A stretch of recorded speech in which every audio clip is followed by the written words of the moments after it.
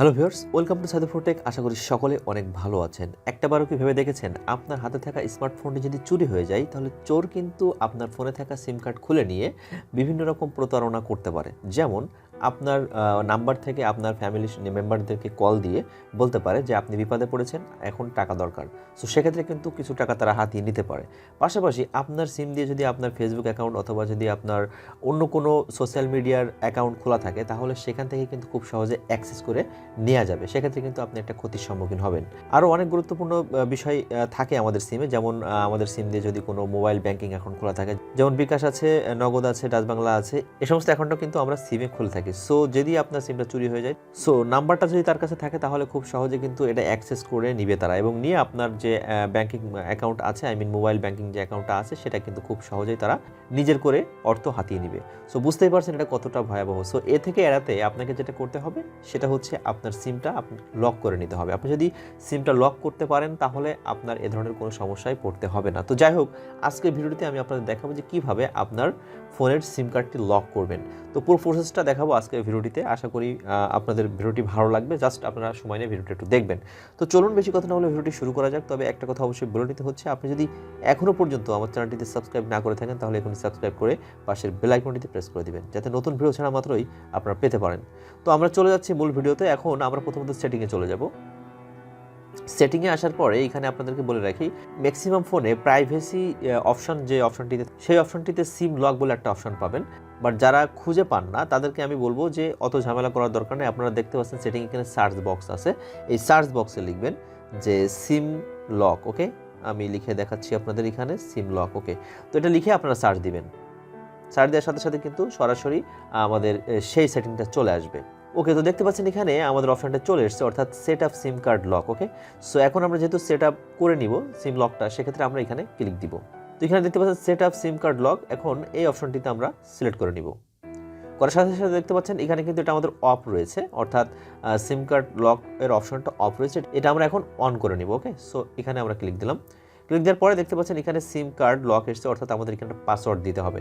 তো এখন বলতে পারেন যে পাসওয়ার্ডটা আমরা কোথায় পাবো। আপনাদেরকে একটু বলে রাখি যে ম্যাক্সিমাম সিমের পিন কিন্তু 1 2 3 4 থাকে, ঠিক আছে। সো প্রথমত আমাদের এই 1 2 3 4 দিয়ে এটাকে সেট আপ করে নিতে হবে। তো আমি এখানে দিচ্ছি 1 2 3 4, ওকে দিয়ে ওকে দিব। ওকে, তো আমি পিনটা সেট আপ করে নিলাম। তো এখন অনেকে বলতে পারেন এই যে 4 কোডের একটা পিন, অর্থাৎ 1 2 3 4, এটা তো সবাই জানে, তাহলে আমার সিম কার্ড কীভাবে সিকিউর থাকবে। তো এটার জন্য আপনাদেরকে যেটা করতে হবে, এই পিনটা চেঞ্জ করে নিতে হবে, অর্থাৎ আপনার ইচ্ছা মতো একটা পিন দিয়ে নেবেন যে পিনটা কেউ জানে না। তো এখন আমরা এই চেঞ্জ সিম কার্ড পিন এই অপশনটিতে ক্লিক দিব। ক্লিক দেওয়ার পরে এখানে আমরা যে পিনটা প্রথমে দিয়েছি 1 2 3 4, এই কোডটা আমরা এখানে দিয়ে দিলাম। দেওয়ার পরে দেখতে পাচ্ছেন ওকে বলে একটা অপশন আছে, সো ওকে অপশনটিতে আমরা ক্লিক দিলাম। ক্লিক দেওয়ার পরে এখন বলছে যে inter a new SIM card pin, অর্থাৎ আমাদের নতুন যে পিনটা আমরা সেট আপ করতে চাচ্ছি সেই পিনটা আমরা এখানে দিয়ে দেবো, ঠিক আছে। সো আমরা এখন নতুন পিন নাম্বারটা দিয়ে দিচ্ছি। ওকে দেওয়ার পর দেখতে পাচ্ছেন আবারও ওকে অপশন আছে, সো ওকে অপশনটিতে ক্লিক দিব। ক্লিক দেওয়ার পরে আমরা যে নিউ পিনটা দিলাম সেই পিনটা এখানে কনফার্ম করতে হবে। ওকে, সো আমি এখন কনফার্ম করার জন্য আবারও পিন নাম্বারটা দিয়ে নিব। দেওয়ার পরে দেখতে পাচ্ছেন ওকে বলে একটা অপশন আছে, সো ওকে অপশনটিতে ক্লিক দিব। ক্লিক দেওয়ার সাথে সাথে দেখতে পাচ্ছেন লেখা আছে যে SIM card PIN change successfully. Okay, তো দেখতে পারলেন খুব সহজেই কিন্তু আমাদের সিম কার্ডের পিন নাম্বারটা আমরা চেঞ্জ করে নিয়েছি। তো এখানে কিছু গুরুত্বপূর্ণ কথা আমি আপনাদেরকে বলে নেই, সেটা হচ্ছে যে আপনি যখনই আপনার ফোনটাকে অফ করে অন করবেন তখন অন করার সাথে সাথে কিন্তু আপনার এই সিমের পিন নাম্বারটা আপনাকে দিতে হবে, যেহেতু আপনি সিমের পিন নাম্বারটা আপনি সেট আপ করে নিয়েছেন। সো যদি সিমের পিন নাম্বারটা দেওয়ার সময় আপনাদের কোনো ভুল হয় বা আপনি যদি ভুল করেন তাহলে কিন্তু একটু সমস্যা আছে, বাট একেবারে পার্মানেন্ট সমস্যা তা না। আপনি এটাকে পরবর্তীতে পাক নাম্বার দিয়ে, অর্থাৎ প্রত্যেকটা সিম কার্ডের যে আপনার কাগজপত্র রয়েছে সেখানে কিন্তু পাক বলে একটা নাম্বার আছে, সো সেই নাম্বার দিয়ে আপনি ভেরিফিকেশন নিতে পারেন করে।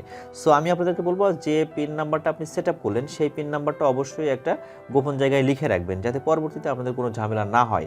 অনেকে এটাকে ঝামেলা মনে করতে পারেন, বাট আমি মনে করি এখানে ঝামেলা থাকলেও এখানে সিকিউরিটি বেশি, অর্থাৎ আপনার যে সিমটা সম্পূর্ণ সিকিউরিটিতে থাকছে, অর্থাৎ যে চুরি করুক বা যেই নেক না কেন এই সিমটা আপনি ছাড়া কেউ আর অন করতে পারবে না। তো নিশ্চয়ই বুঝে গেছেন এই ট্রিক্সটার উপকারিতা কতটুকু। তো যাই হোক, আমার মনে হয় এটা সবারই করা উচিত। সো এই ছিল ভিডিওটি। আশা করি আপনারা পুরো প্রসেসটা বুঝতে পেরেছেন। আর বুঝতে যদি কোনো সমস্যা হয় তাহলে অবশ্যই আমাকে কমেন্ট করে জানাবেন। তো এই ছিল ভিডিওটি। আশা করি ভিডিওটি আপনাদের ভালো লেগেছে, আর যদি ভালো লেগেই থাকে তাহলে অবশ্যই ভিডিওতে একটা লাইক দিবেন এবং সাবস্ক্রাইব করে আমাকে সাপোর্ট করবেন। তো দেখা হচ্ছে নতুন কোনো ভিডিওতে, ততদিন পর্যন্ত ভালো থাকবেন। আল্লাহ হাফেজ।